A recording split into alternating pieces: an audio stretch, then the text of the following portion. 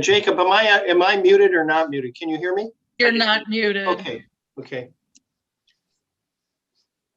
Good to go on my end. Go for it. Okay, now starting the Thursday, March 4th, 2021 Planning Commission meeting. Mr. Kane, will you take roll? Commissioner Daly? Commissioner Friedrich? Here, Mount Pleasant, Isabella County, Michigan. Commissioner Honig? I'm here in the city of Mount Pleasant, County of Isabella, state of Michigan. Commissioner Irwin? Present, City of Mount Pleasant, County of Isabella, State of Michigan. Commissioner Kingsworthy? Commissioner Kostreva? Mount Pleasant, Isabella, Michigan. Commissioner Leash? Here, Mount Pleasant, Isabella, Michigan. Commissioner Ortman? Here in Mount Pleasant, Isabella County, Michigan. Commissioner Rise? Madam Chair, you have a quorum. Thank you, Mr. Kane. Next item on the agenda is approval of the agenda. Move that we approve the agenda as presented.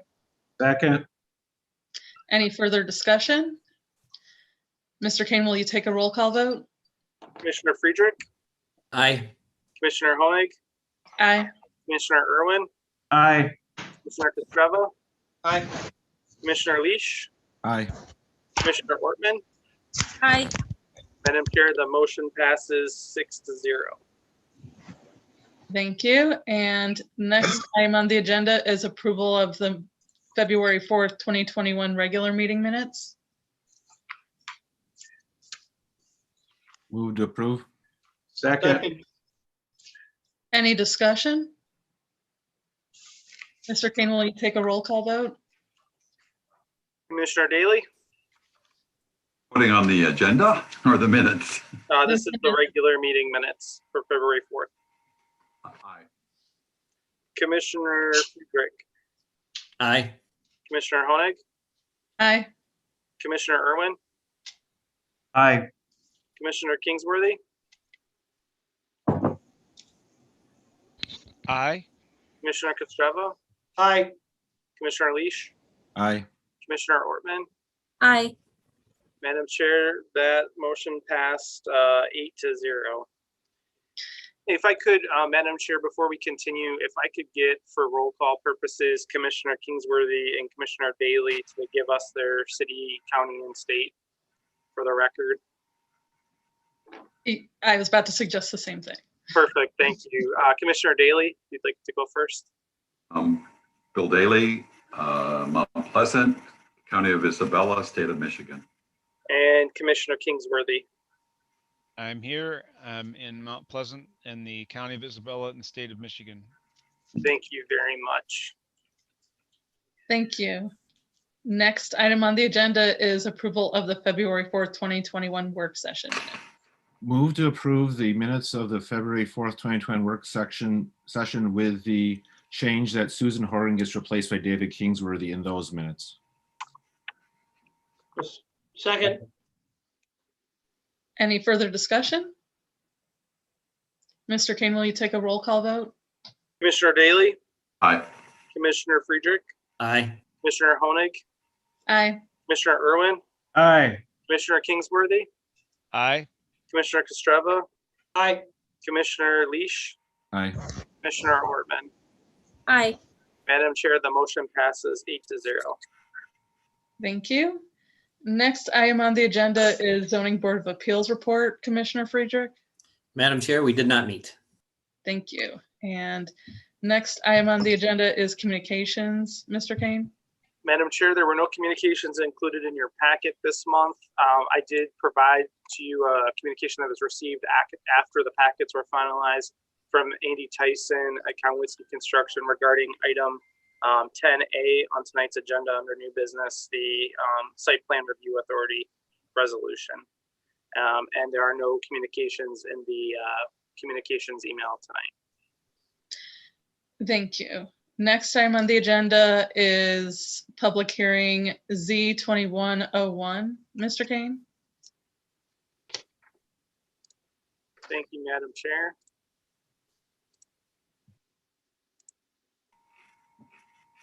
Carrie, if you could, wouldn't mind giving me hosting rights so I can share my screen. Appreciate it.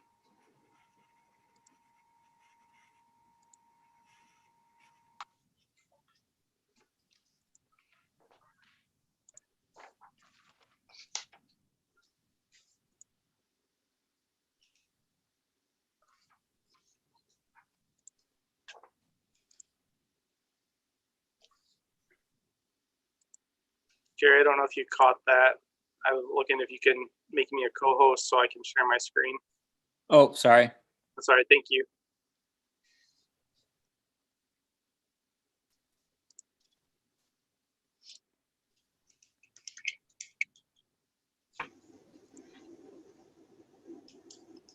All right, Madam Chair, members of the commission, our first public hearing tonight is a rezoning request at 1024 and 1026 South University. The subject properties are currently zoned CD3 suburban with no special requirements associated.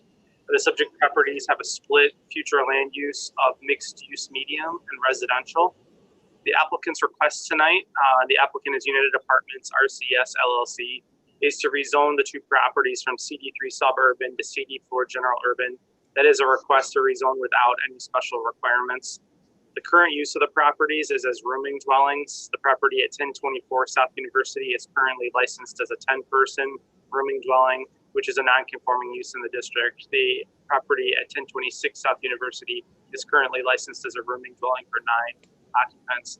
The site area of this property is 0.28 acres in total between the two lots. On the screen, you'll see an overview of the location of the property. This is located just north of the campus of Central Michigan University and Bellows Street on that northern campus edge. The subject properties are immediately to the north of the former malt shop. They are located in an area of mixed zoning. Properties to the south and to the east are in the CD5 zoning district with a rooming dwelling special requirement. Properties to the west are zone CD4 with a rooming dwelling special requirement. And properties to the north are located in the CD3 zoning district, which is the district these subject properties are currently located within. Just to further acclimate you with the location, immediately to the south and east of this property, and including the properties directly to the east, is the former SBX bookstore location, which is currently vacant. The subject property's current condition is shown on the screen before you. This is looking from South University towards the south and west, with 1024 South University on your right and 1026 South University on the left. As I mentioned previously, the former malt shop property is located immediately to the south, so that would be on the left-hand side of your screen. This is another perspective looking at the subject properties, and so you'll see from the malt shop north, University Avenue transitions into primarily home-type dwellings, although the use of those dwellings is primarily as non-conforming, primarily non-conforming uses as rooming dwellings or multifamily dwellings. The two subject properties are the first such house-type dwellings on the west side of South University Street as you head north from Bellows. You'll recall that rezoning requests are subject to the applicant's response and the Planning Commission's review of 13 specific criteria, which are identified within the zoning ordinance for map amendments to the zoning map. Ultimately, in rezoning cases, as with text changes, the Planning Commission's role is to review the case, hold a public hearing, and provide a recommendation to the City Commission. Ultimately, following tonight's action by the City or the Planning Commission, the City Commission will receive the Planning Commission's recommendation and schedule their own public hearing at a future date, at which time the City Commission will be able to consider adoption of the requested rezoning. As I mentioned in my staff report, the current district CD3 is primarily a residential district with 1 and 2 family dwellings being the principal uses allowed within that district. As I mentioned, the current use of the two subject properties is a 10-person and a 9-person rooming dwelling is a non-conforming use. The applicant's requested rezoning to CD4 would not change that non-conformance status. and it's the applicant's intention to actually raise the existing dwellings and replace each with a new 3-unit triplex with multifamily occupancy. That would be a permitted use within the district and would result in a total occupancy of 6 on the subject properties, although that would be in a family style unit. So these units would be licensed to accommodate families or up to 2 unrelated individuals. That's, of course, that project is not part of tonight's review, but that's just to let you know what the intended ultimate use under the rezoning request would be. Because the special requirement for rooming dwellings is not proposed, it would not be possible under this rezoning scenario for either the existing rooming dwelling units to become conforming or for these to be raised and replaced with new dwellings that have a rooming style occupancy that has an occupancy of 3 unrelated individuals or greater. Just real quickly, as I mentioned, there are 13 specific criteria that apply to all rezoning applications to the City Commission, which approach the context of the existing property, the conditions, the topography, the availability of public utilities, etc. The applicant has provided answers to those 13 criteria, which were provided in your packet for review. As I mentioned earlier, the properties do have a split future land use designation. The 1026 South University property is located in a future land use of mixed use medium, which would correspond with the CD4 zoning district. The 1024 property is located in an area that has a future land use of residential. As we've discussed previously in other rezoning applications before the Planning Commission, I would just note that the future land use map is advisory. It is meant to help guide the Planning Commission and City Commission's decision-making with rezoning cases and applications. But I will note that it is meant to be a generalized map.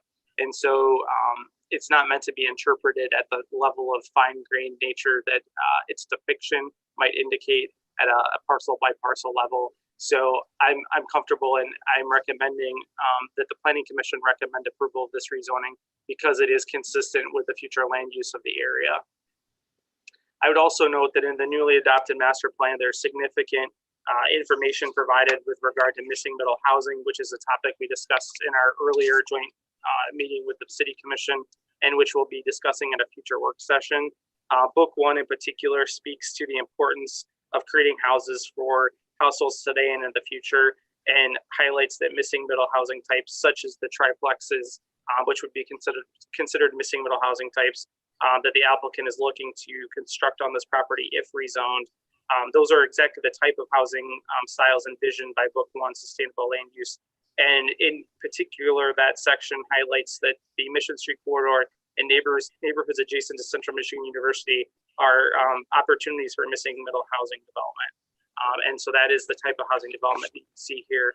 Those of you who've been on the Planning Commission for many years will know that this has been a long time identified desire of past planning commissions and city commissions to see a shift in the housing style in that area north of campus, away from a rooming style development and into something that's a little bit more flexible and provides housing opportunities for students as well as families, young professionals, those empty nesters or folks downsizing, and others that might also find a location near campus attractive for a variety of reasons.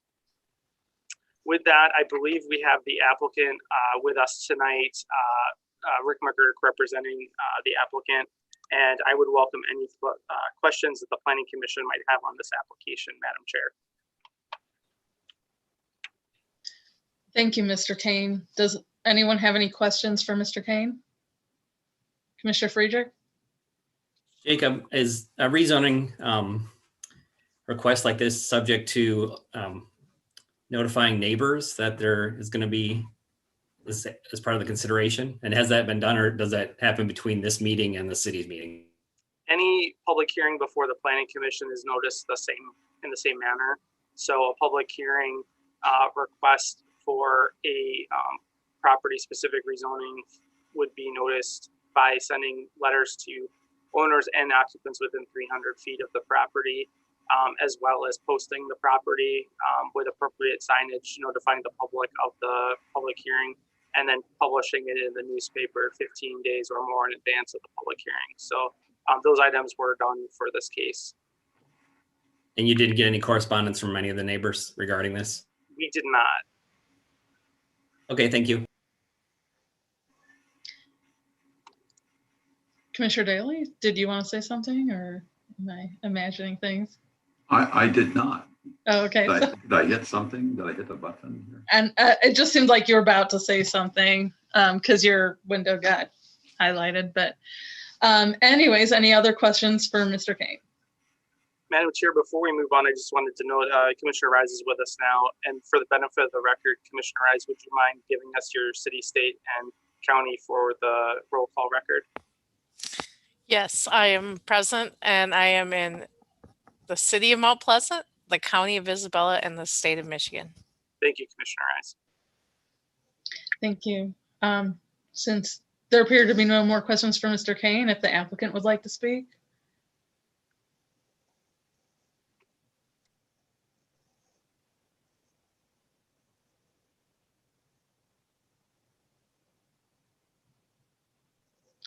Is that applicant here?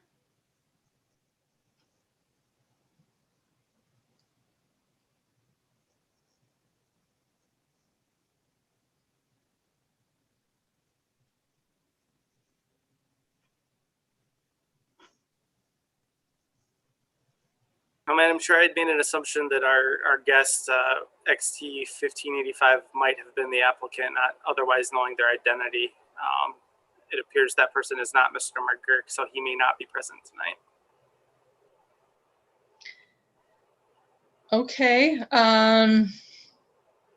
Guess we can hold the public hearing at this time if anyone from the public would like to speak.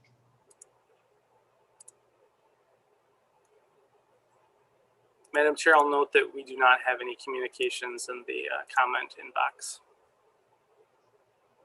Thank you, Mr. Kane. Hearing no one, I will close public comment and open up discussion. I've got either a question or does this represent a new approach to housing in this area? Or are there other triplexes there that I'm not aware of? And I don't think it's a bad idea, but is it a new approach by the McGurk group to housing?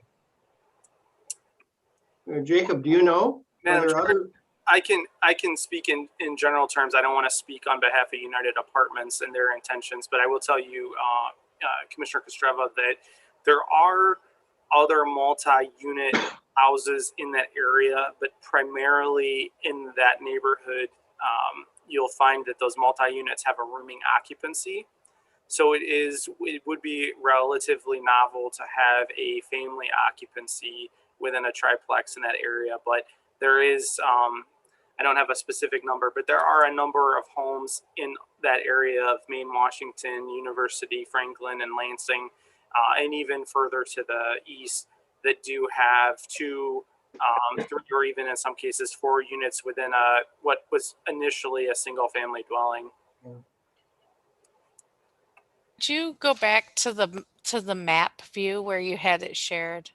Because it looked to me, am I correct in my analysis that that particular property is the only one yellow in a surrounding blue on the other? So, Madam Chair and Commissioner Rice, the property zoning currently, the properties to the north and to the east are primarily zoned in the same district as the subject properties, and the properties to the east and west are primarily in either the CD4 or CD5 zoning district. And then obviously just a few Right. lots to the south would be in the University district. So it's adjacent to a CD5 and across the street from a CD4. It's across the alleyway from the CD4, yes. Okay. Yeah, and I don't know if this is, I don't want to infer into your question, but just to clarify, this wouldn't constitute a spot zoning or anything of that nature because it is contiguous with a comparably zoned district. So that's a good observation.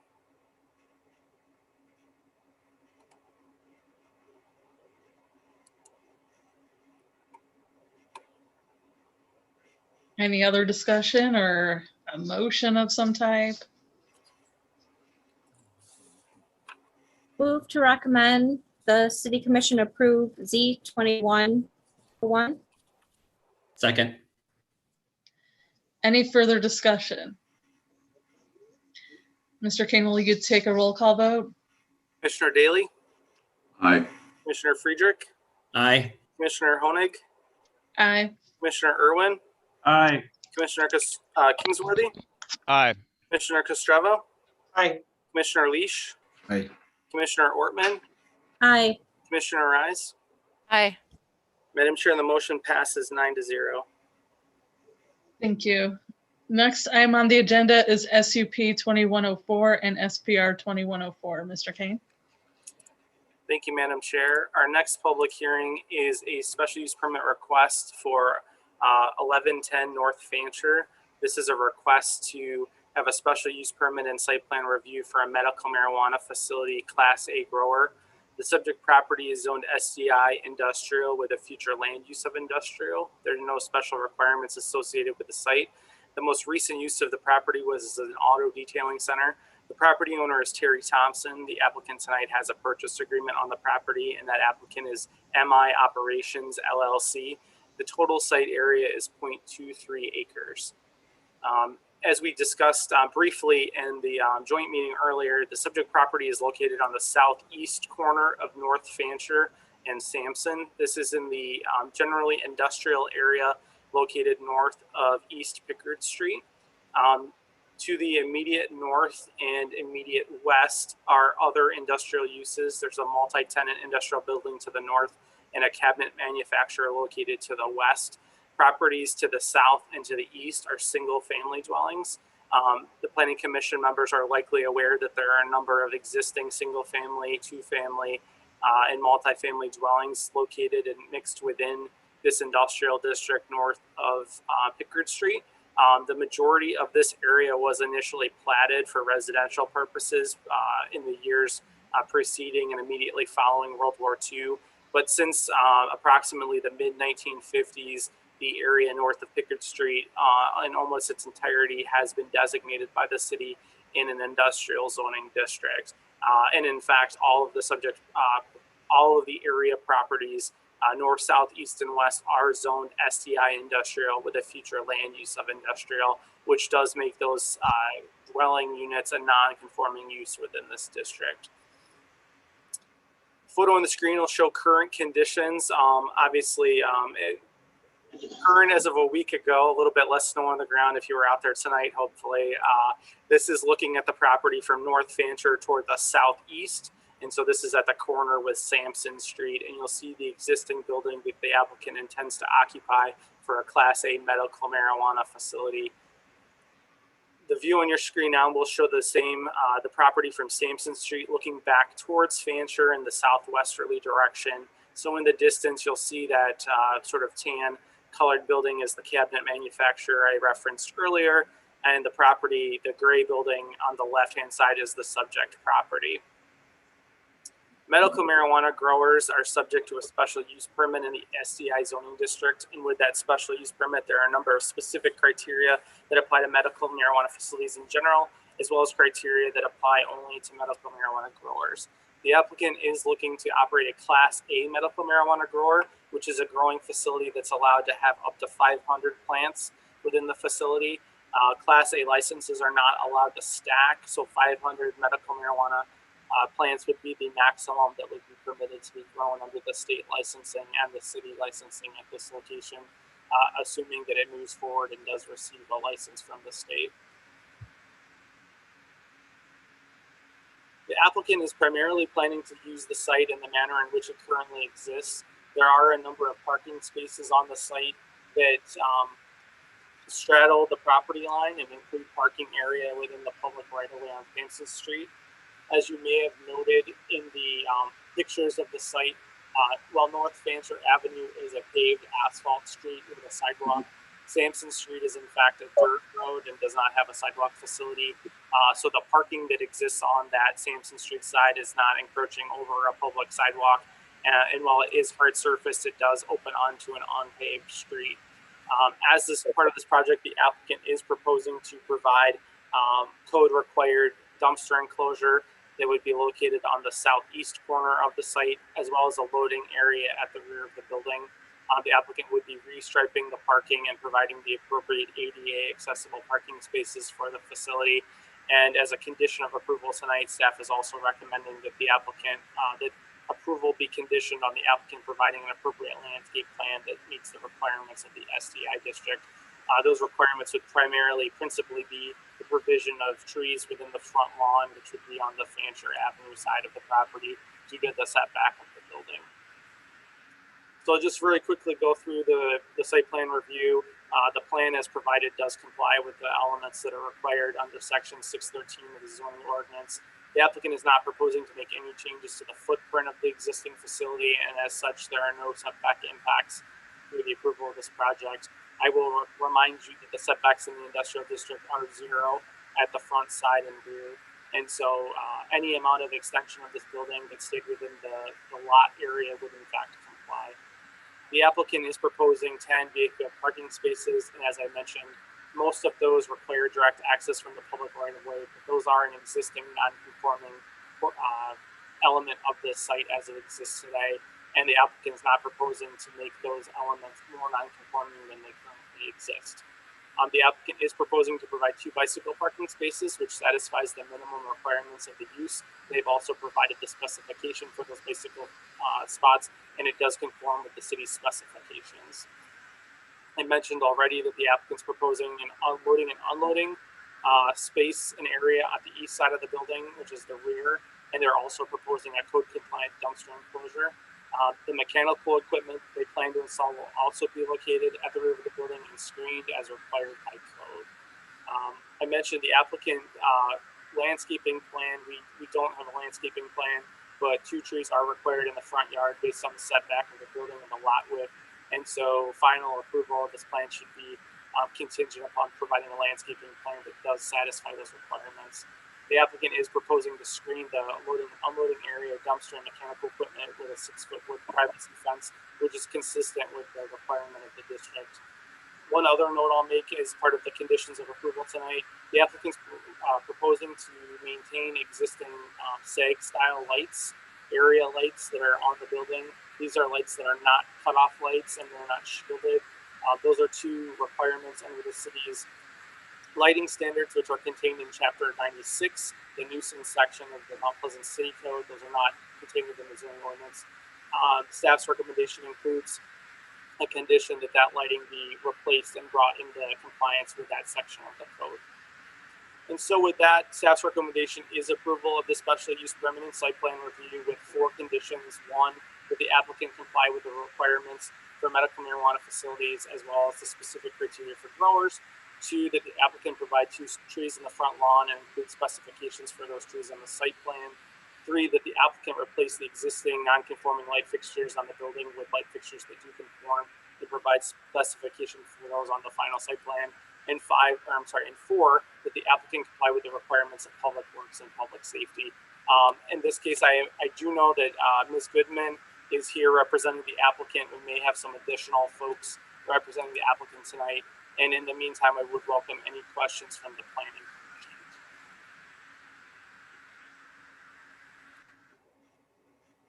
Thank you, Mr. Kane. Any questions for Mr. Kane?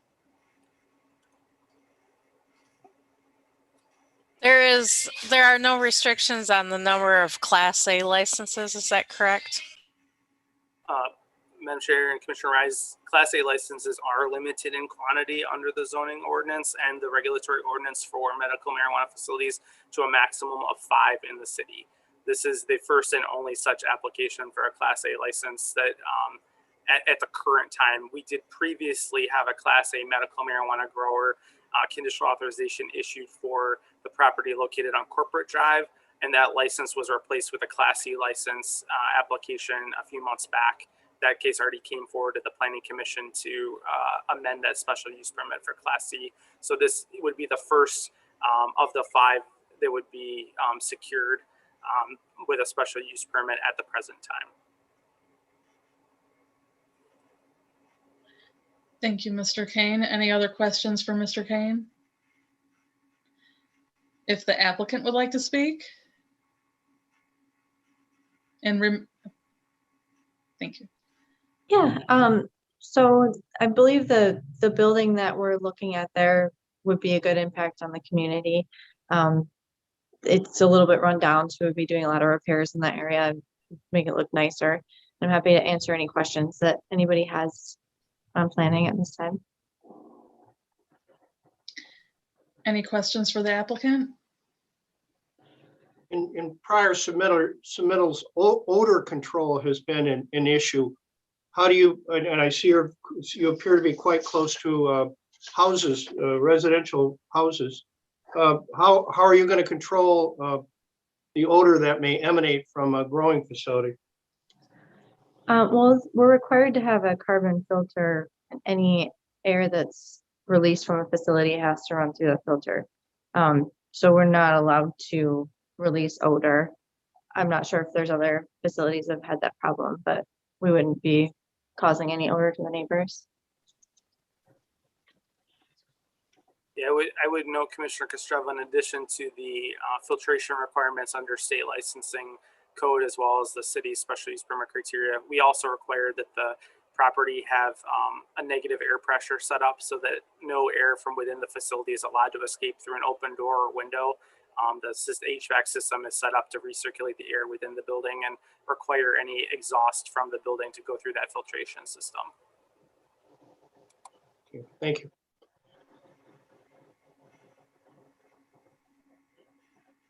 Any other questions for the applicant? Hearing none, thank you. And I will open up public comment if there's anyone from the public that would like to comment.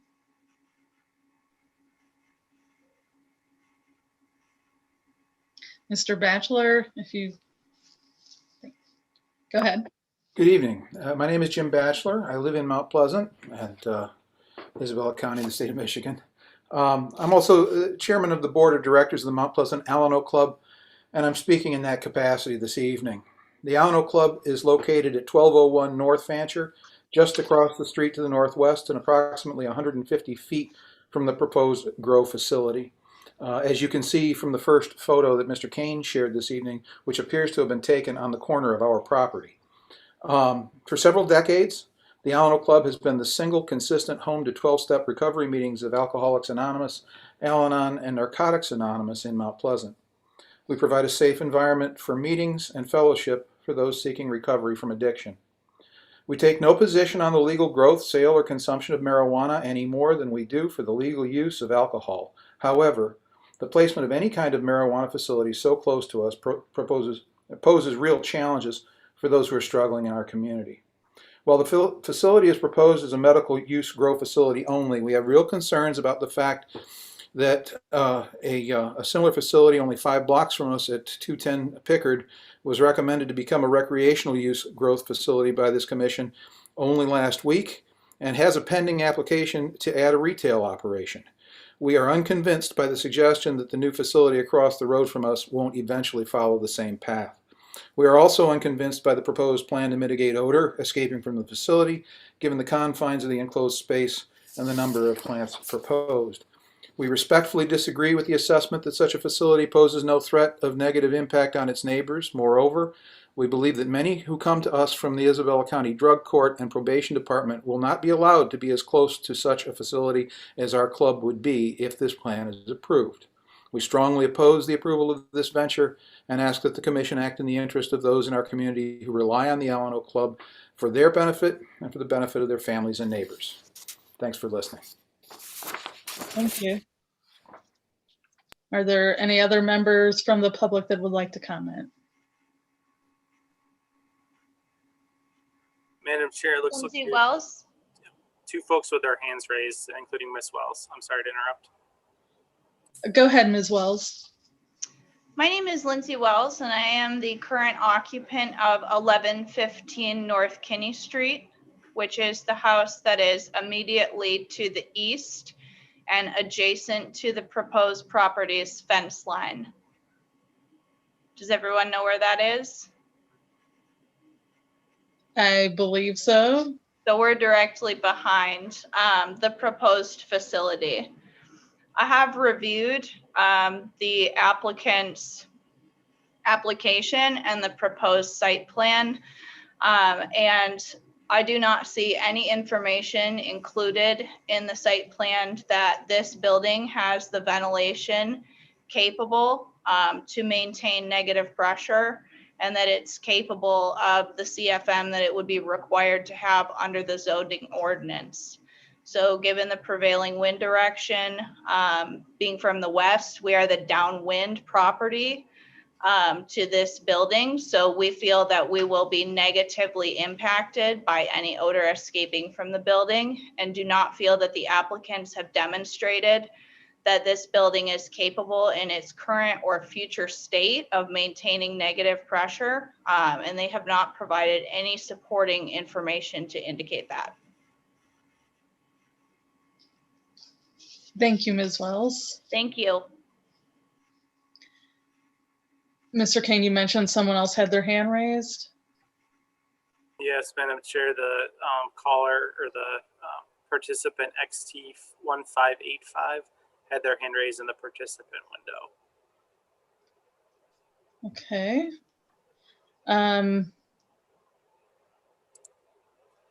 Well, if no one else wants to speak, then I will close public comment and open up discussion.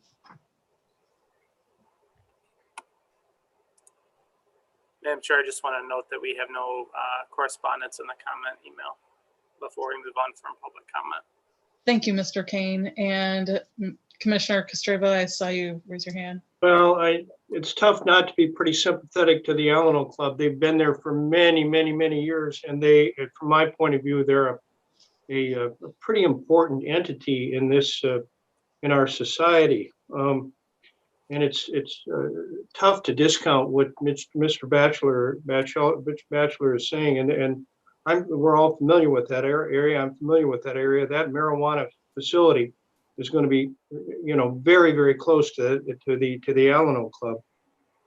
It's going to be. I have nothing against the growing facility, but I think its location when Mr. Batchelor makes his points makes me. I'm not gonna vote for this. I have nothing against it. I'm not gonna vote. I'm gonna side with that Alano Club. Yeah, I think they serve an important part in this community.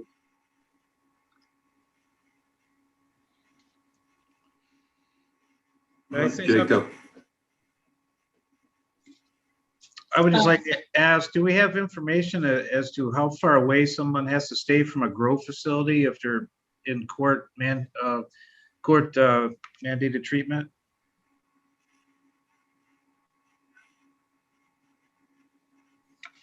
Madam Chair, I don't have the answer for that. Maybe our guest, he was on the screen a minute ago. Okay. I don't know that there's a specific distance for grow facilities. I know it's typically 1,000 yards from bars and that sort of thing. This is new ground, and so I guess we'd have to find out from the probation department and the drug court themselves, but they have similar strictures with regard to dispensaries, and like I said, it's unknown. At least I don't know with regard to grow facilities, but given the propensity for these to ultimately add retail operations down the road, I just think I'm not a big fan of slippery slope arguments, but this one seems pretty slippery to me. Okay, thank you for the information. I do want to point out that a grow facility is nothing like a bar. You can't go there and buy marijuana, much less stay there and drink and smoke. Yeah, I guess it's possible if we increase the number of licenses, they could want to become a retailer, but at this point in time, it's my understanding all the retail licenses are taken. Isn't that correct, Mr. Kane?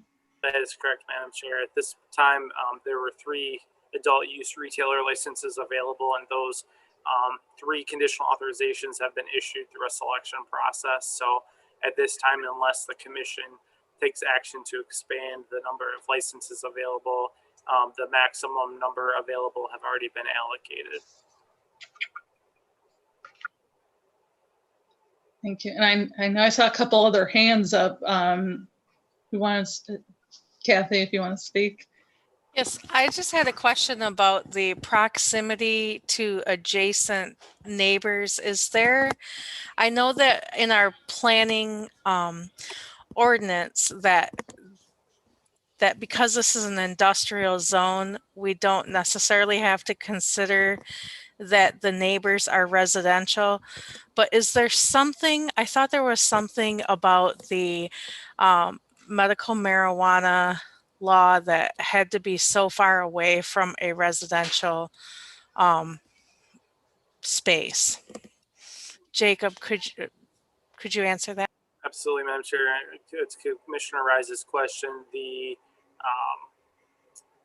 The state permits municipalities to establish certain rules under zoning for the location of these facilities, and there was discussion both at the ad hoc committee level as well as the planning city commission level about potential buffers that could be established in our medical marijuana ordinance. And part of that discussion included whether or not residential units would be one of the buffered uses, and that ultimately was not adopted. So the only land uses that are currently buffered under the ordinance for both medical and adult use marijuana facilities and establishments are K through 12 schools, both public and private, as well as any properties that are located in our SDU University zoning district, which is primarily the main campus of Central Michigan University and the campus-owned properties located within University Park.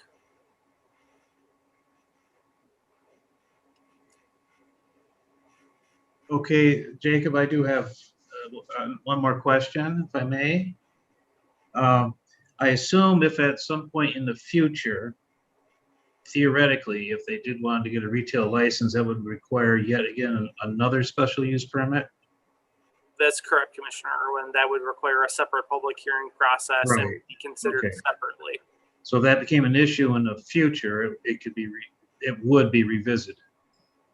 That's correct. Okay.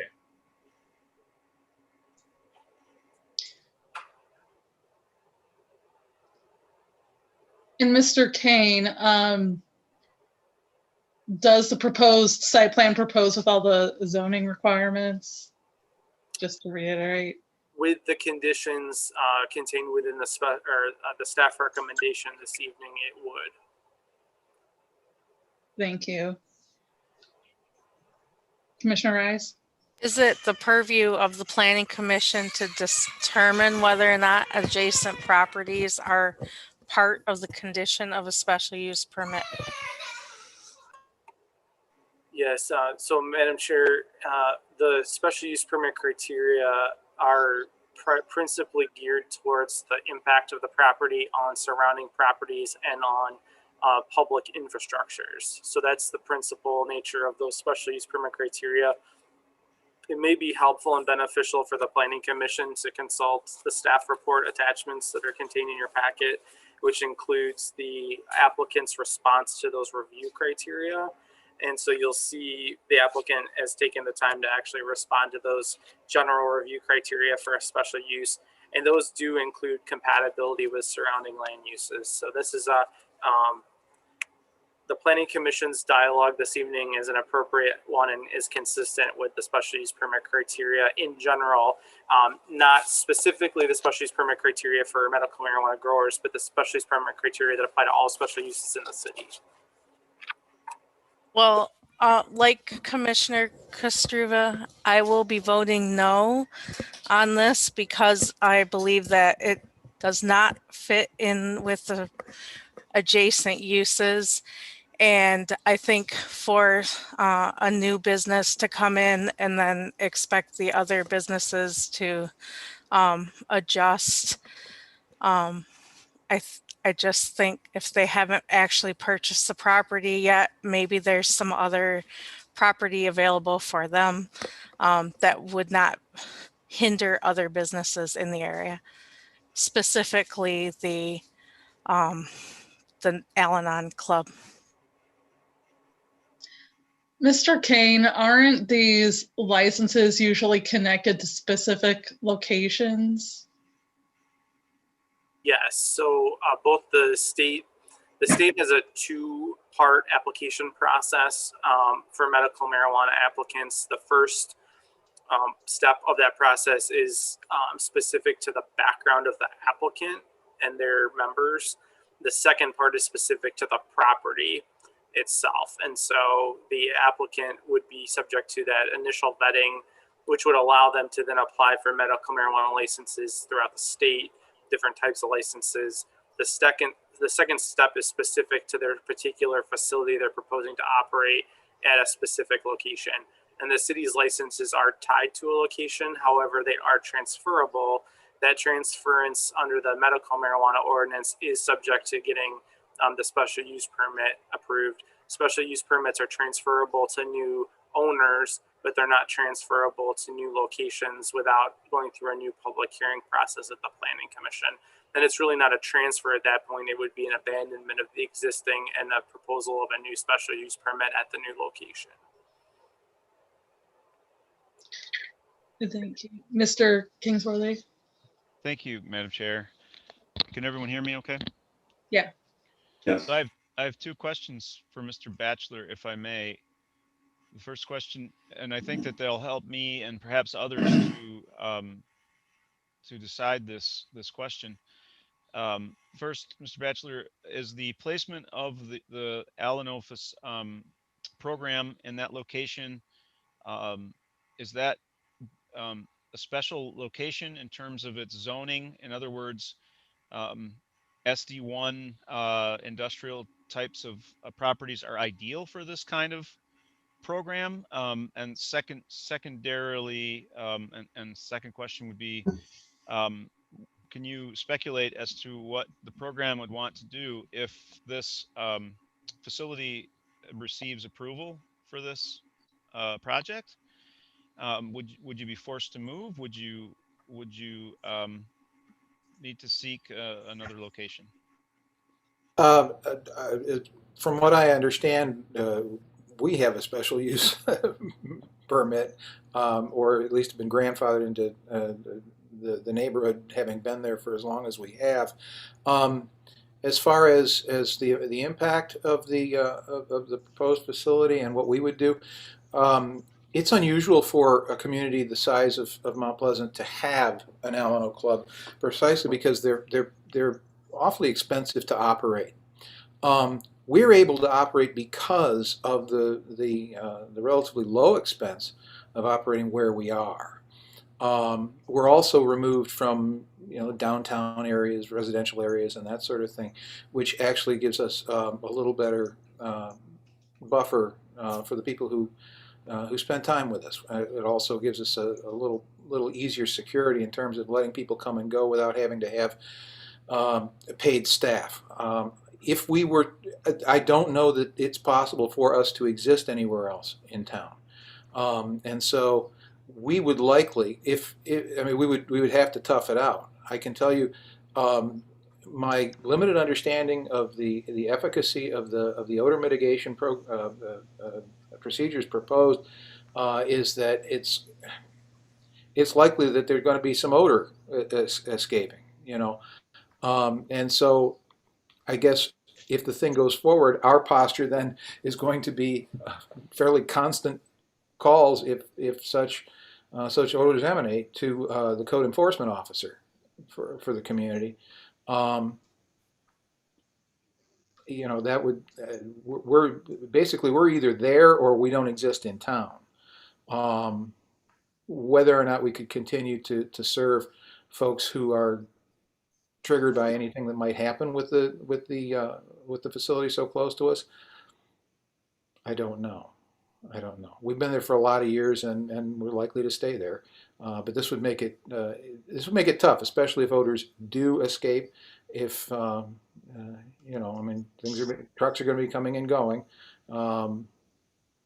I understand there are not going to be people hanging out on the lawn smoking pot. I understand that there are not going to be people, the trucks coming and going aren't going to have big pot leaves on the side.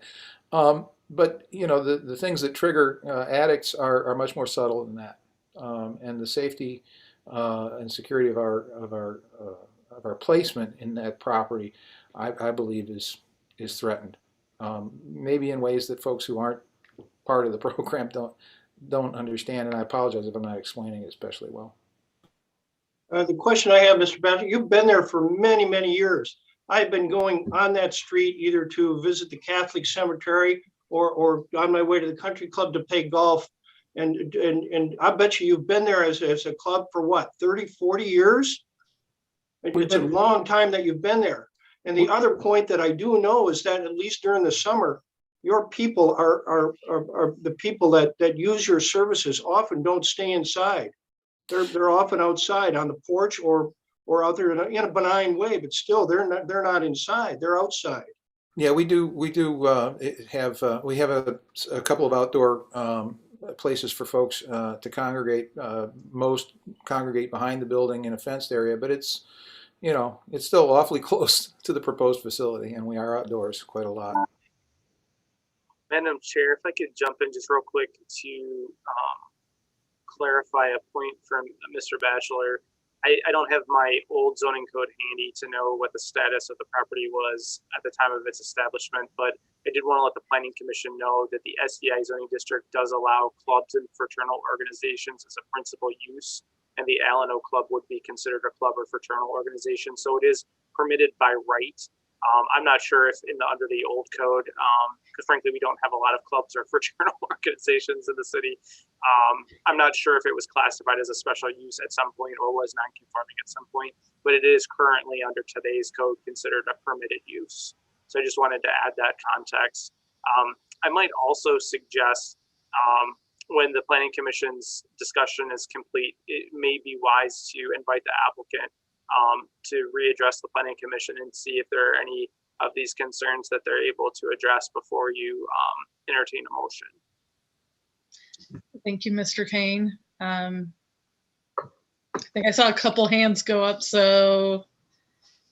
I just wanted to ask on the industrial use, is there any other zoning that the club is allowed in? Permitted outright? Madam Chair, clubs and fraternal organizations are special uses in the CD4 and CD5 zoning district and permitted uses in the SDI. Okay, so it is within the regular use of the Al-Anon Club is within its regular permitted use. Correct. In the SDI. Correct.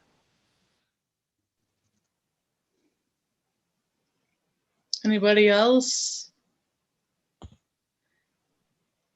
If the applicant would like to speak to any of the concerns that have come up. Yeah, absolutely. So I understand the concern with the dispensary or with a sort of retail operation.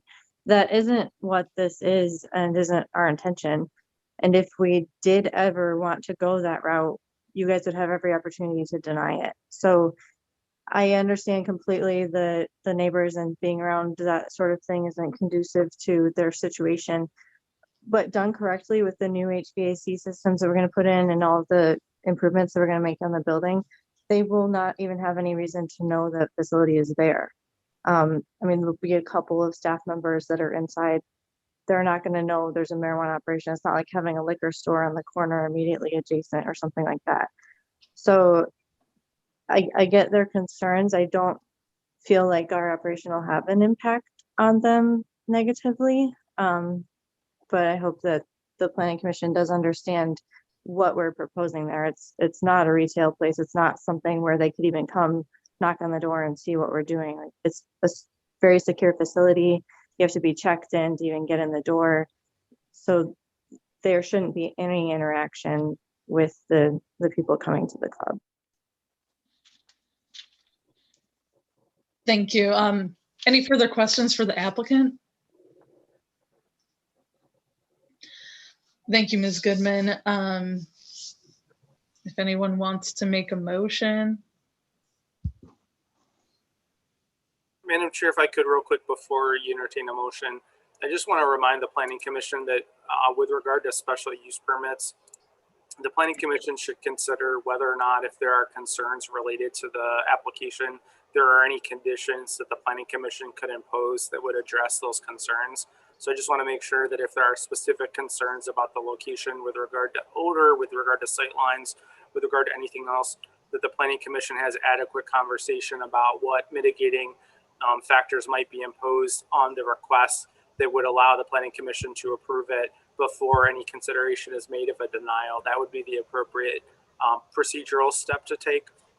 I would also encourage the Planning Commission to not move to denial on the basis of a concern about a future retailer, because as we've noted multiple times this evening, that would require a separate public hearing process and would be subject to the same special use permit criteria that exist for all special uses in the city. So if at that time it continues to be the case that there is adjacent property owner concern specific to a retail operation, it would be appropriate for the Planning Commission at that time to consider whether or not there were conditions to impose on that request or whether or not a denial would be the most appropriate course of action. So I just want to make sure the Planning Commission doesn't get too far ahead on concern about a future use that's not currently allowed. It's appropriate to keep the tenor of the conversation specific to the grower and specific to any concerns that you might be able to address through conditioning. Thank you, Mr. Kane. Commissioner Kostreva? Question for Mr. Batchel. Mr. Batchelor, if we grant this request, do you think that the people that go to the Al-Anon Club, the people that frequent you either a little bit or a lot, are they going to be aware that there's a marijuana grow facility right across the street from them, or do you think that there's a way that they'll be? Do you think they'll be oblivious to it and won't even recognize that there's a grow facility there? That would depend entirely in terms of, speaking hypothetically about future club members, future visitors to the club. I couldn't speak to that, I suppose, because who knows how they would find out. But because we became aware of this through the noticing that took place leading up to it, we did take the opportunity to poll the current membership of the club, and so they are aware that the proposal is taking place. And like I said, there were with almost without exception, the members of the club oppose the existence of the thing. And again, I understand that there's not a current proposal for a retail operation, but again, I'm not entirely convinced that the mitigation of the odor is going to work as advertised. You know, I mean, that remains to be seen, obviously. Thank you. Commissioner Friedrich? Jacob, how does the city determine whether the building has negative pressure inside or not?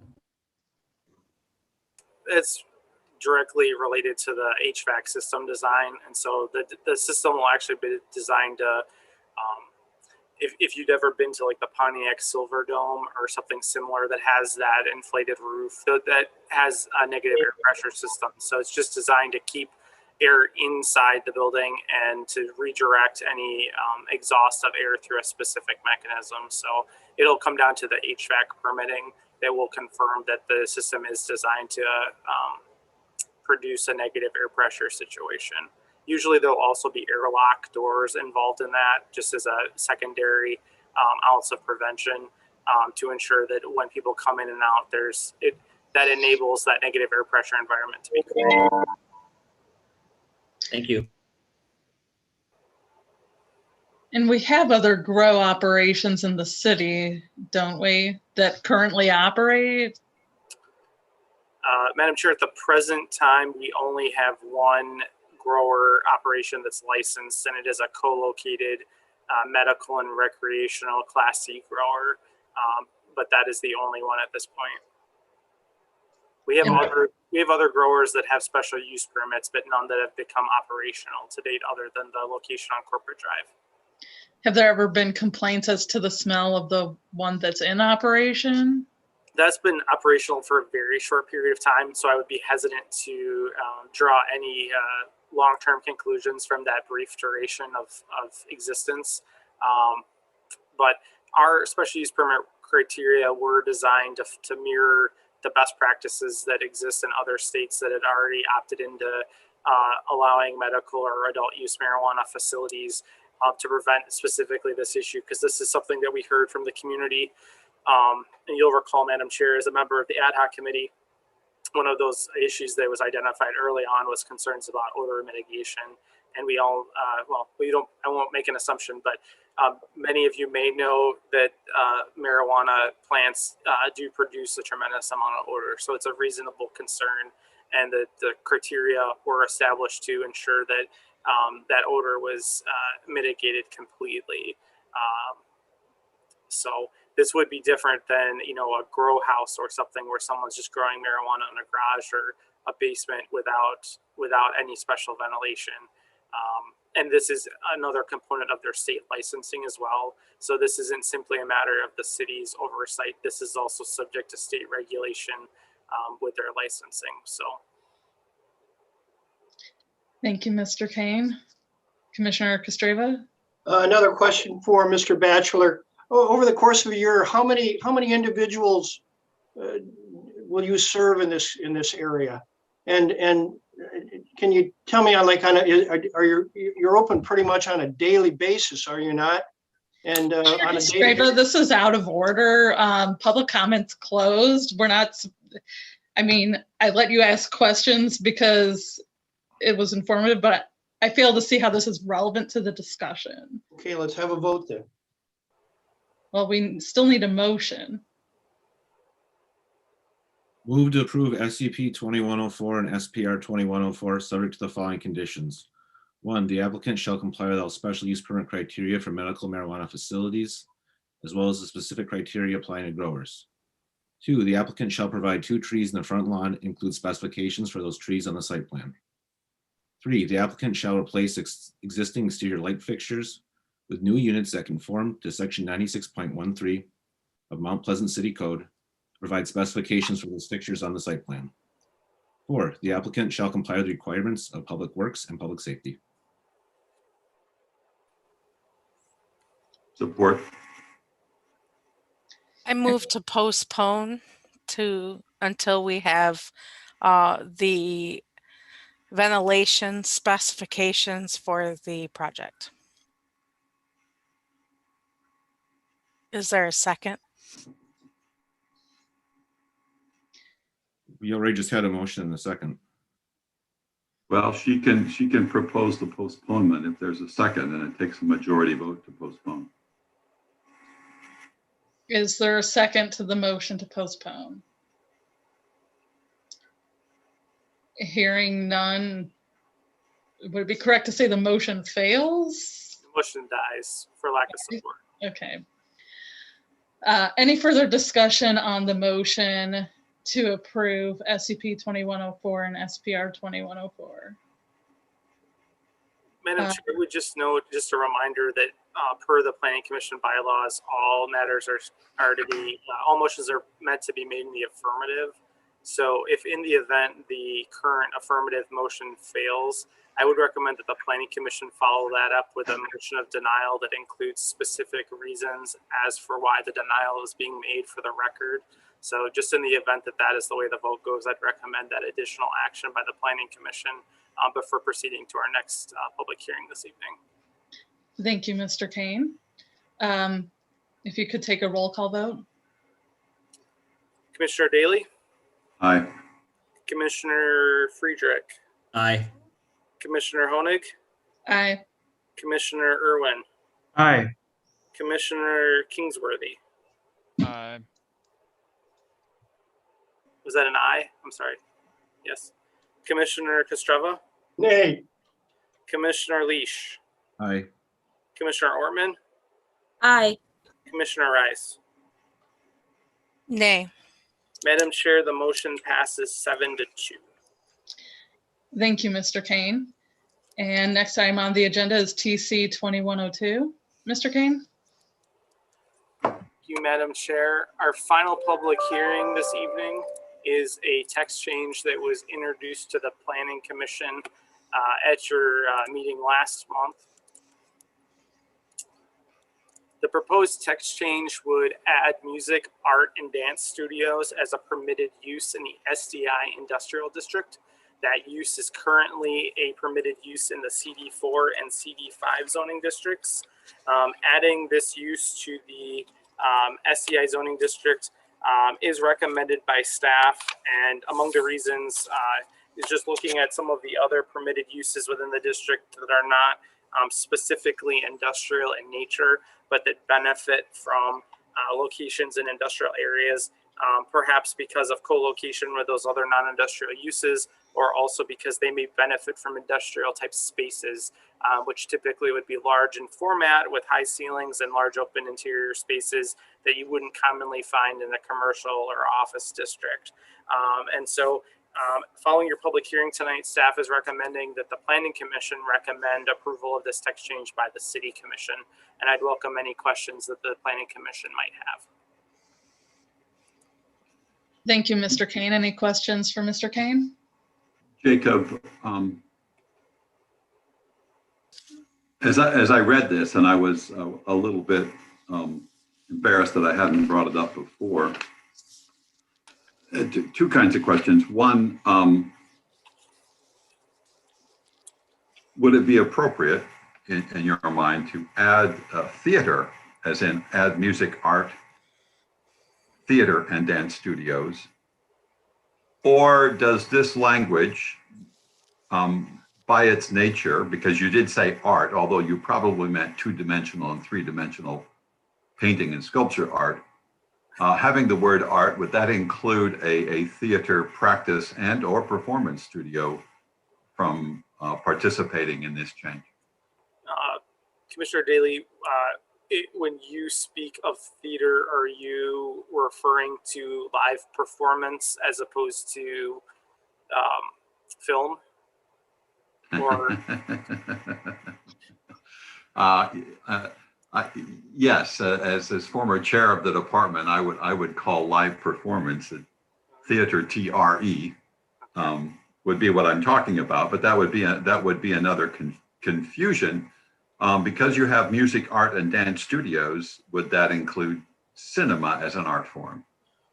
yeah, I think Commissioner Daly, certainly the intent is to allow for creative pursuit, but not to permit a movie theater per se. So not a single screen or multi-screen Cineplex, but perhaps a performance or a demonstration of visual arts, including small film. So Well, I mean, I'm sorry, go ahead, I interrupted. No, that's fine. The subject matters are broad, so it wouldn't be staff's intent to interpret this so narrowly as to exclude a variety of art forms from taking place. I mean, when you say dance studio, would that include dance recitals and dance? I mean, yes, of It's course, an accessory practice and use instruction, to the but studio, absolutely. and art galleries, right? I mean, along with training in various art forms. I would expect that there would be a showing of art in a place where art is created, yes. And therefore, is there any need for me to try to introduce the word theater in here, or do you think we're covered? Well, theaters are listed as a separate use in the zoning code. I guess I would draw the distinction here as is the use as a theater the principal use, or is it accessory to the primary use? So showing film within an art studio would be an accessory to that art studio use. Opening a theater per se, where you're holding performances, is the primary purpose, would not be permitted as currently drafted. So live performances of theater would not be permitted. Is that Not as a principal use. But they would be permitted if theater training was going on in the facility under normal circumstances. If that was the principal use of the facility was art, music, or dance studio space, and there's performances associated with that studio space, that would be accessory to the principal use. Yes. So you'd have to have dance practice and instruction before you could have a dance recital. You could not open a theater for the purpose of holding recitals only in the industrial district under this text amendment. So this raises a question for me. Not that this is something super important to me as far as the text of the ordinance, but so let's say they're like, it's something like the Broadway theater where they have like 4 plays a year, but they spend significantly more time rehearsing and getting prepared for the play than actually having the play. Would that fall under this ordinance, or would that be considered a use as primarily for performances? I would view that as the distinction being between a principally performance venue versus principally a studio space that has performances related to the studio space. So the Broadway theater's maybe not a great example of that because of the nature of it being a nonprofit organization. I would tend to lean more towards a Celebration Cinema is a theater that exists to show movies. That's the only thing that happens there. Maybe in an ancillary time, there's a church service or something else. The principal use here would be as a studio. So the recitals, the events would be accessory in much the same manner that if a manufacturing facility in the industrial park has an open house, has a birthday party, has a grand opening celebration, that's not the principal use of the property having a party, but it's allowed to occur as an accessory to the principal use. So it's a bit of a judgment call, but it's, I think, a matter of frequency and a matter of its relationship to the principal activity of the property. And I certainly don't want to introduce anything that opens up paid cinematic showings that would veer away from an art theater. And an artsy-fartsy film is different, really, than the other stuff. What if, yeah. Go ahead. Sorry, please. No, I'm sorry. What if we included performance? Because that's kind of what I think you're getting at. It's not a cinema, but a performance of acting.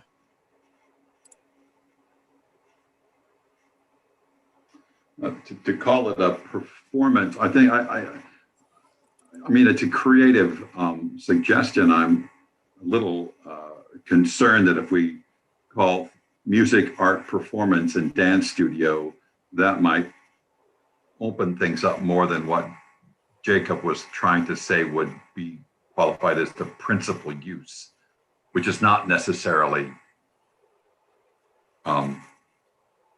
displays of the art. The dictionary definition of a studio would be a working place of a painter, sculptor, or photographer, a place for the study of art, and a place where motion pictures are made would all fall within studio. And again, I think it comes down to the accessory nature of the use. If there's nightly movie showings at the facility and bi-weekly rehearsals, that's not a studio. So by using the word studio, if I put in the word theater, I'm belaboring this thing, but by using the word studio, you'd already be restricted in what you could do with your theater studio. The intention here is not to create performance spaces as a principal permitted use in the district. The idea is to allow studios to be a principal permitted use. And if there are performances associated with that studio use, those are clearly an accessory use that would make sense. That would be permitted accessory to the principal studio use. but not as a principal use in and of itself. Okay. And by the word art, is acting considered one of those arts?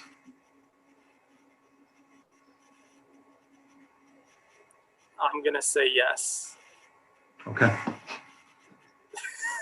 Well, no, I agree. It's an art form.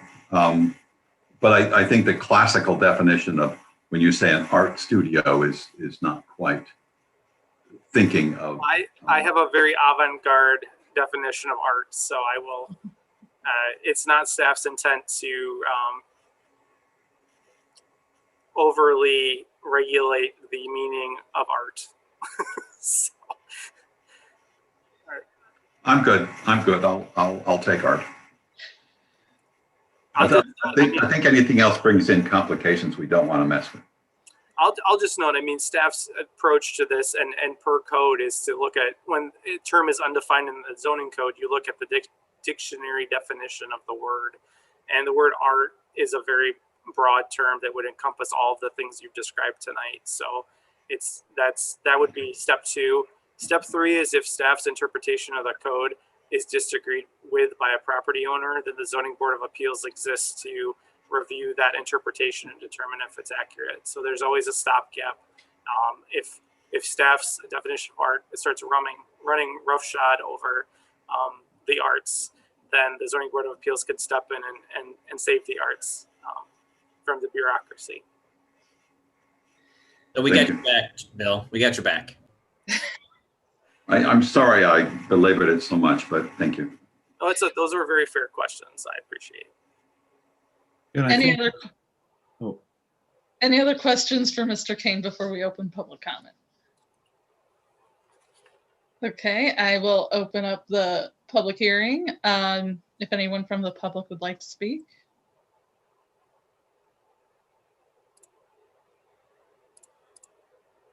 I'll just know, Madam Chair, we don't have any communications in the comment inbox. Thank you. I will close public comment and open up discussion. I think that was a great point that Commissioner Daly brought up regarding the definition of art. And I think it was worthwhile spending time just sorting this out to make sure it worked, that everybody was clear on things or clear enough. And with that, I move to recommend that the City Commission adopt text change 2102. Second. Any further discussion? Mr. Kane, will you take a roll call vote? Commissioner Daly, Aye. Commissioner Friedrich, Aye. Commissioner Honig, Aye. Commissioner Irwin, Aye. Commissioner Kostreva, Aye. Commissioner Commissioner Leash. Aye. Did I skip you, David? Sorry. Aye. Sorry. I'm really not. I know what. You skipped me. Commissioner Leash, Aye. Commissioner Ortman, Aye. Commissioner Rise. Aye. Got everybody? Madam Chair, that motion passes 9-0. Thank you. And next item on the agenda is public comment. If anyone from the public would like to comment, this is your last opportunity to do so.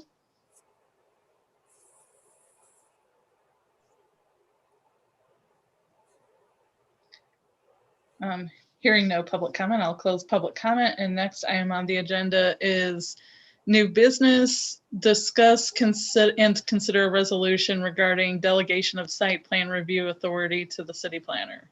Mr. Kane? Madam Chair, in work session last month, we discussed the administrative review process and the current thresholds that were established beginning back in 2015. Based upon the consensus of that discussion, staff prepared a resolution that has 2 alternatives. Alternative A would increase the delegation of staff administrative site plan approval from the current 5,000 square feet of net building area change to 10,000 square feet of net building area change.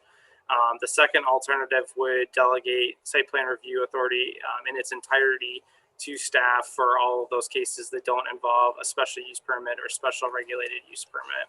And so I'll leave it to the Planning Commission to discuss if either of those alternatives you're willing to entertain, and then look for you to adopt a resolution on the same this evening.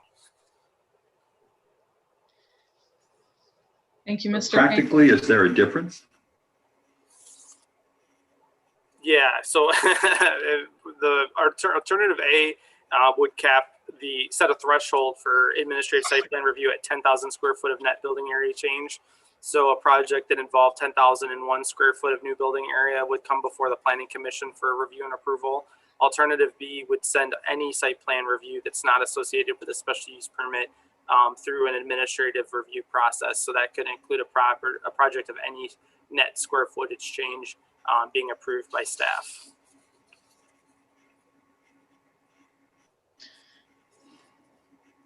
As far as the impact on volume of site plan reviews for you to deal with, how would that impact that? How different would those two alternatives be? Well, from a staff perspective, I'll be dealing with them. I'd be working with the applicant and processing the application in either case. The principal time savings and where we get efficiency for the applicant is we, as a practice, review administrative site plan reviews in 5 business days. And Planning Commission site plan reviews are required to be submitted by the monthly deadline. And so it's about a 4-week turnaround time. Obviously, in association, staff's reviewing projects in both cases, but the Planning Commission meeting does require additional legwork to prepare staff reports and presentations at a professional level that are otherwise would not be required for an administrative site plan review. So there is staff time savings, not just at the planning department side, but for the other review departments on city staff when we're able to review things. I don't believe that the increased delegation to 10,000 square feet of net building area change is going to result in a significant addition of new projects being eligible for administrative review. However, I have gotten the sense with a few projects that people have tailored their projects to fall under that threshold in order to expedite the review process, which I don't like to see because generally speaking, additional square footage of construction costs more money and adds to the tax base. So it's generally a positive to the city to see additional larger projects take place. And I don't want that threshold to have an inadvertent effect of lowering people's lowering the scope of their project just simply to expedite their approval process. So I'm comfortable and confident in our review team and our ability to ensure code compliance at any level of delegation that the Planning Commission is willing to offer. I just tried to do my best to read through the discussion last month and come up with 2 alternatives that I felt matched some of the direction I was getting, which obviously wasn't completely consistent direction from the Planning Commission on where you might be comfortable moving that threshold. Jacob, how many square feet is the average project? There's really no such thing. I don't have that number handy. I would say like a typical pharmacy, a standalone pharmacy is going to be somewhere in the range of 15 to 20,000 square feet. So a Rite Aid, Walgreens, CVS is typically of that size. A typical rooming dwelling that we would see before the Planning Commission is going to be somewhere in the 5,000 to 6,000 square foot of building area. However, those are typically being built in place of an existing building, and it is net building area change. So there is a credit there for the building area that it might be removed. And it could be a 100,000 square foot facility with a 4,900 square foot addition that's going to qualify for administrative review, just like a new construction 4,900 square foot building would. Under those scenarios, I probably chose a bad example previously, and I just want to remind everyone and clarify that special uses like rooming dwellings, regardless of the scope of the project, would still continue to come before the Planning Commission for public hearing. So we're only dealing with uses that are principal uses permitted by right in their zoning district that are not non-conforming uses or not special uses. Those would be the only uses, just as they are currently the only uses that are able to go through an administrative review process. It's generally things like general retail or a restaurant without a liquor license. Many of our industrial activities are classified as principal uses. but anything having to do with automobile sales, service, or a heavily auto-oriented use like a drive-through, anything having to do with high occupancy housing like rooming dwellings or RSOs, anything having to do with alcohol or marijuana, whether it's service or sales. Those are all special uses that would come before the Planning Commission. This is just simply the kind of the most innocuous uses that you might find within our districts, like multifamily housing in our multifamily districts, an office building within an office district, or like a general retail use that would be a principal permitted use in a district. Maybe a better way of asking this is, what percentage of the projects do you see that are over 10,000 square feet?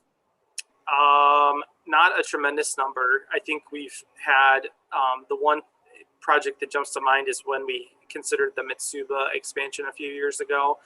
That project fell over the 5,000 square foot threshold for net new building area. There was a permitted use in the district.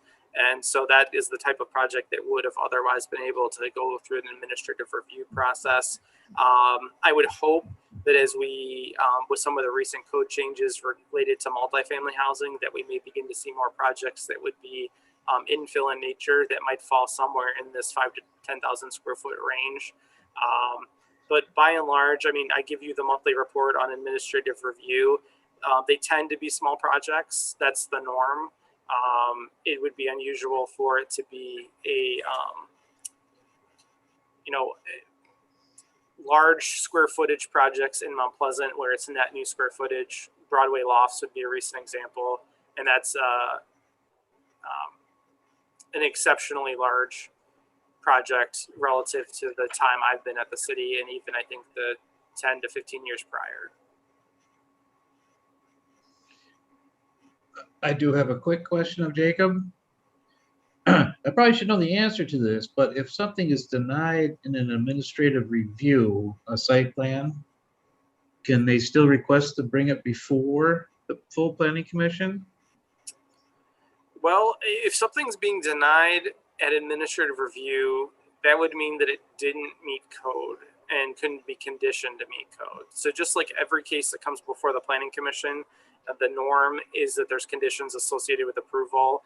That's also the norm with administrative approvals, is that there are things that either are conditions that'll be met through construction for public works or public safety, or we will respond and say, your landscape plan is deficient. So before we can sign off on this plan, we need that addressed. If I were to act to deny a project, that would be appealable to the Zoning Board of Appeals, just like a planning commission denial would be. And I would be reporting that out to you just like an approval on a monthly basis. Applicants can still choose to apply to the Planning Commission. The administrative review process is not a requirement, and staff also retains the right to bring projects forward to the Planning Commission that are otherwise qualified for administrative review, and I have done that Right, for the yeah. past 5 years. So it wouldn't be the case that if they were issued a denial, they could then just reapply and come to the Planning Commission.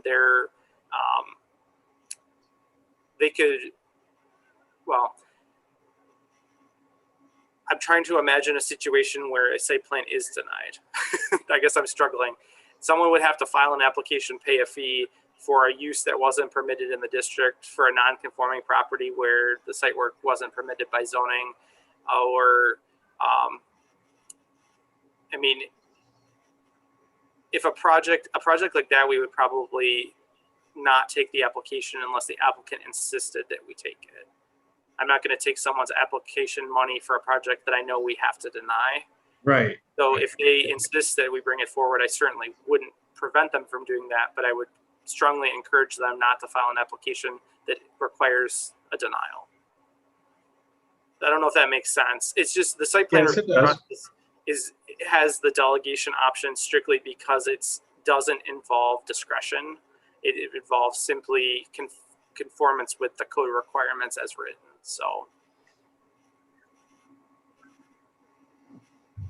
So your first alternative doesn't make a big difference. No. And your second alternative has us give away the farm? Well, I don't know if I mean, love is that phrasing, but The first alternative, I agree, is not a substantial change, but it would potentially, it could be beneficial in an isolated number of cases that would otherwise not qualify. The, the reality is that there aren't that many site plan only applications. We do get a large number of special use related site plans. And so the bulk of the caseload continues to come to the Planning Commission. And I think even with a full delegation of site plan review authority, that would continue to be the case. This is just simply because we've had this program going, it's been very popular with our applicants who've utilized it because we are able to offer that efficiency. And to be frank, a lot of the folks who come through administrative review with smaller projects aren't frequent flyers through public processes, and they find this very intimidating. Despite my best coaching to say, the Planning Commission's really, they're normal people, they're residents of the city. They might be a little curious about your project, but they're not here to terrorize you or to interrogate you. They're just here to make sure you conform to the code. Not everybody's real comfortable with that. And so this is just another way for folks to get through the process without maybe having to face their fear of public speaking, which, a lot of people appreciate. And especially on some of these smaller scale projects, people don't always assume that they have to go through a site plan process. So we might be catching the project as the applicant is, nearing construction. And so being able to offer that accelerated review period can help them prevent unnecessary delay with moving forward their project, as opposed to us perhaps saying, we just missed the Planning Commission deadline for a week, so you've got about 7 weeks until you can get this project before the Planning Commission. If I can tell someone I can get this reviewed for you in 5 business days, that can make for a happy customer. So it might be a squirrely idea, but if we adopted the second one and there was some provision that said the chair of the Planning Commission could recommend, no, I think this needs to go to the group. That it's kind of like the Supreme Court taking the case or not. Well, Is that weird? I would note, I guess, 2 things. One, the administrative review application has a lower fee because of the reduced time commitment on the part of staff. A few years ago, the City Commission established I'm losing the word. They set their philosophy. That's the word I'm looking for. Their fee philosophy was that fees should recoup costs. And so we reestablished the planning fees on the base of cost. And because site plan reviews by staff are done more quickly and don't require the meeting and some of the additional legwork, the fee is slightly lower. So there is that differential, as well as just expectation setting. If we have a pre-application meeting with the owner or applicant who qualifies for administrative review, we would typically let them know that at that time, but we might not receive that application for several months in some cases. And so I'm not adamantly opposed to that concept. It just, that would be some of the challenges with implementation that would arise. Is a 10,000 square foot building is 100 by 100, right? I mean, we're not talking about a small, like, first time home buyer trying to build a 10,000 square foot building. That's a pretty big endeavor, right? I mean, anything bigger than that is pretty substantial. 100 by 100 is a huge building. I mean, it's not Myers, but it's definitely any store, any small business, maybe a growing operation or something like that. But 100 by 100 is pretty big, I think. So you're happy with the first suggestion? Okay. I'd probably be fine with no square footage requirement. Certainly I wouldn't want our tax base reduced just because someone wants to get it to be just small enough to be administratively reviewed when otherwise there's no reason why it wouldn't be approved. What I could offer, since there's some, I'm sorry to interrupt, Commissioner Friedrich, what I could offer just is to accelerate the conversation is, if the Planning Commission, whatever action you take tonight, number one, you can rescind this resolution at any meeting. So if at any point you get uncomfortable with it and want to modify it, it's certainly within your prerogative to do so. But I could offer up to re-review this in 1 year and to give the planning commission opportunity to look back and see if whatever action you choose to take tonight is one that you're still comfortable with, or if you want to revisit that, whether that moves the threshold up or down. It would give you a chance to see if you're still satisfied with the direction that you take tonight. How many site plans did we review that were over 10,000 square foot or this year? So over the past 12 months,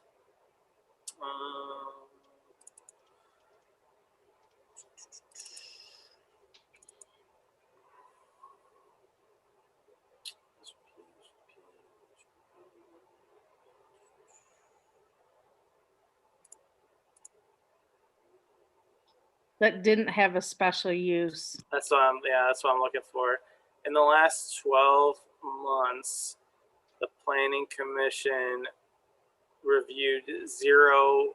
You had one site plan review that was not associated with a special use permit total, and that project was brought forward not because of the square footage, but because of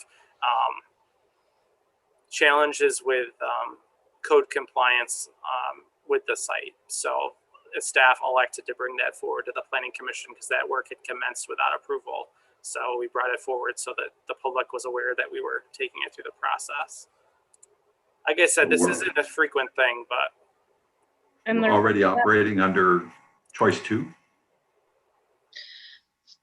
Well, I don't know if the last year is the best gauge either, though, because weren't there less projects brought to us to begin with?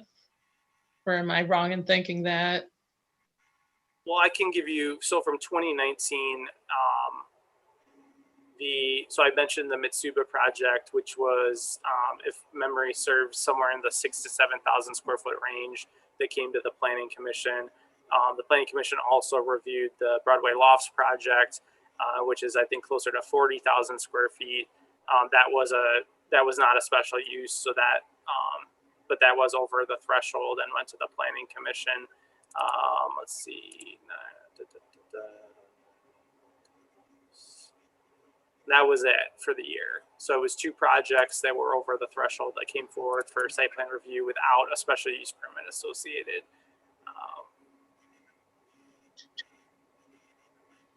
So removing the square footage limit isn't likely to result in a huge difference in caseload, maybe a couple cases a year, it sounds like. But they're really big cases, like the Broadway Lofts was a huge project. I mean, it's a huge footprint in downtown Mount Pleasant. But if we don't have discretion, I mean, it's going to be approved anyway. I'm not sure who benefits. I mean, I guess they didn't start right away. So I don't know if the savings in time made a difference for them, but yeah, I don't know. Jacob, is there any way it's helpful to you to force things to come to us? Well, I do like, and we do advertise within our documentation about process that we do reserve the right to bring things forward. So if it's staff's opinion that a project is particularly controversial, or if we've struggled with compliance from an applicant in the past and we want to be able to bring something forward for consideration of perhaps performance bonding or some other requirement as part of the approval process, we'd certainly do that. I don't want to get too lost in the weeds on this. I'm very comfortable with the 10,000 square foot threshold because, again, I think that at least resolves the issue that I've perceived where we have a few projects that are just over that threshold where people go, well, I could carve that corner of the building off and fall under your threshold and come forward. And I'm not sure that the net result would have been a larger impact on the community that would have warranted coming forward to the Planning Commission for a review. So that would maybe give us a chance to see if it's beneficial. But certainly, like I said, it's not a huge number of projects, but I know that our applicants who have gone through the process have given us consistently high marks. And, not knowing when we started how it would work, but to say through staffing changes and different folks on our review team, we've managed to always adhere to our 5 business day turnaround time in every single application we've received, which if people take a week's vacation, that's 5 business days, and we've yet to go over that for any project that's gone through administrative review. So we're real proud of that, and it does, to our earlier conversation in the joint meeting about economic development, time is money in some cases. Not everyone cares. Some folks are proactive and they're planning months ahead. But if you got a project, if something comes along and you want to act on it, to be able to offer that accelerated process to someone is an economic development tool and a benefit we can provide that adds no cost to the city.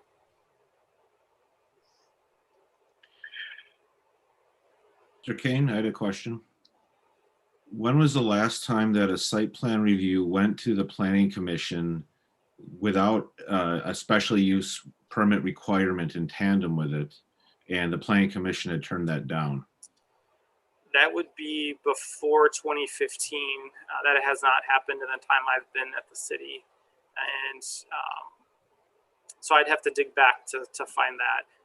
I know there was a special use permit denied by the Planning Commission in, I believe, August of 2015, and the Planning Commission did not take action on the site plan as a result of that special use permit denial. So it wasn't, it was deferred, it wasn't denied. I just want to say one thing. It's absolutely nothing about staff. It's about us as a planning commission keeping our finger and our pulse on what's going on in the community. For me, that's why I'm thinking projects that are large in nature, like a 40,000 square foot Broadway Lofts apartment complex.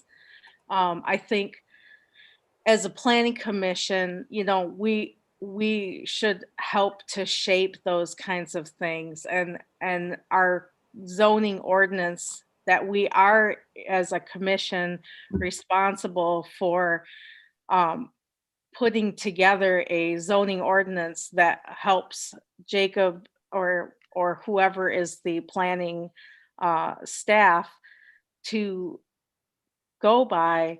If we're not actively looking at plans as they come forward, we will not understand any of the challenges that our business or property owners are facing with our code.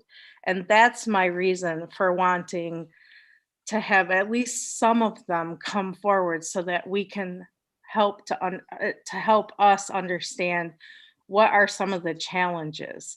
Otherwise, we're just really making those zoning ordinance changes based off of, I want to say, hearsay of never actually having looked at the site plans or the challenges within those site plans.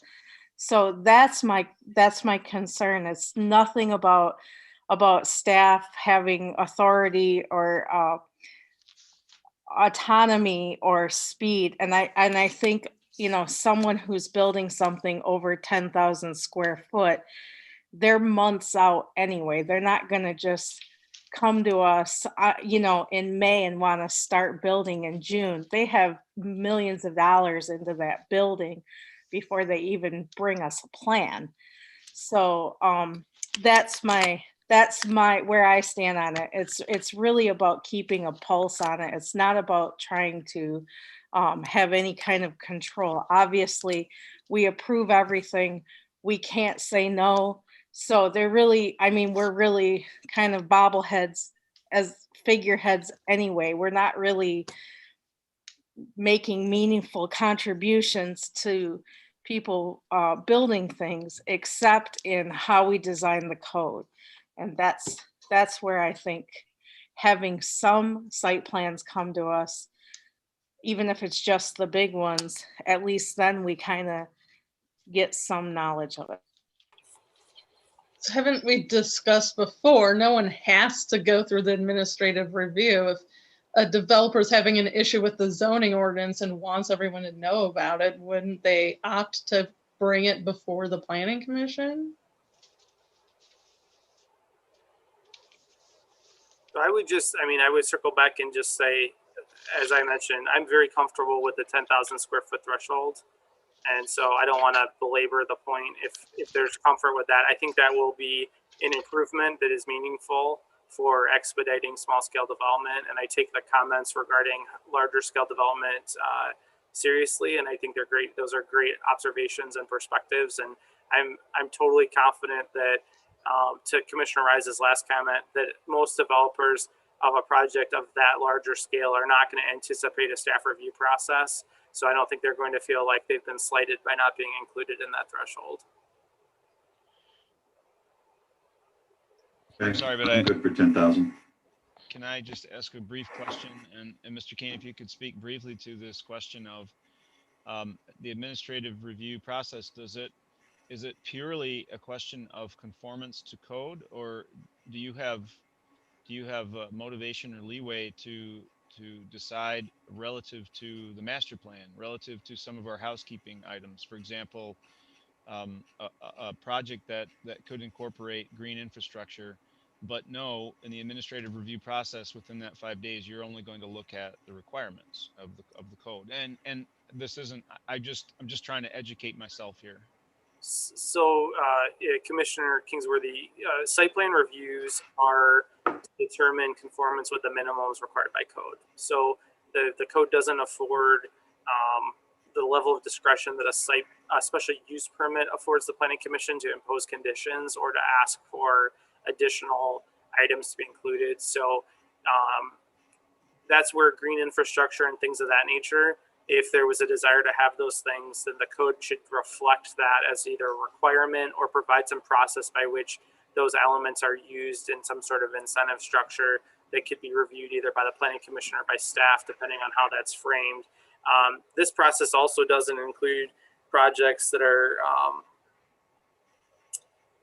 this is, if something needs a waiver, that the planning commission is the only body empowered to provide, then the case is going to come to the planning commission. If there's a specific waiver identified within the code, and there's a handful of those where the planning commission has some enhanced discretion on site plan reviews, those site plan reviews would have to come before the planning commission because you're not delegating that discretion to me.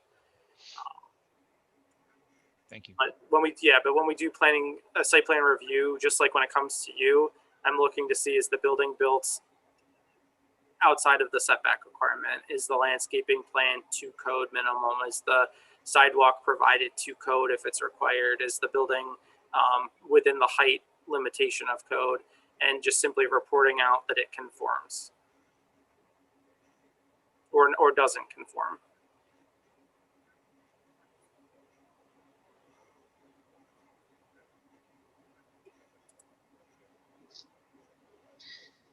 Okay, what do we need to do to get out of this? I think someone needs to make a motion for one of the options. I move for the former with the 10,000 foot limit. Second. Any further discussion? Mr. King, will you take a roll call vote? Commissioner Daly? Aye. Commissioner Friedrich? Aye. Commissioner Honig? Aye. Commissioner Irwin? Aye. Commissioner Kingsworthy? Aye. Commissioner Kostreva? Aye. Commissioner Leash? Aye. Commissioner Ortman? Aye. Commissioner Rice? Aye. Madam Chair, the resolution is adopted 9-0. Thank you, Mr. Kane. Anyone would like to make a motion for adjournment? So move. Do you need No a staff second? report tonight? Oh, Yeah, I'm we gotta sorry. like help Well, with that. just for the good of the order, Heck with just that. say- We I'll- should have the staff report. I'll just say, I would anticipate a meeting in April. We've got a marijuana micro business special use permit and site plan that'll likely be coming in. And we have a couple other things in the hopper. I don't think they're going to be in time for April. They may be May agenda items, but there's a potential we may have a couple of specially public hearings. And I will leave it at that and let you continue with adjournment. Thank you. Sorry about that. So we have a motion. Did someone second? Second. Do we need a roll call vote for this, Mr. Kane? I forget. I think we're good, but if I'll leave that to you guys. Meeting. Thank you. Thank you all. Good night, everybody. Good night.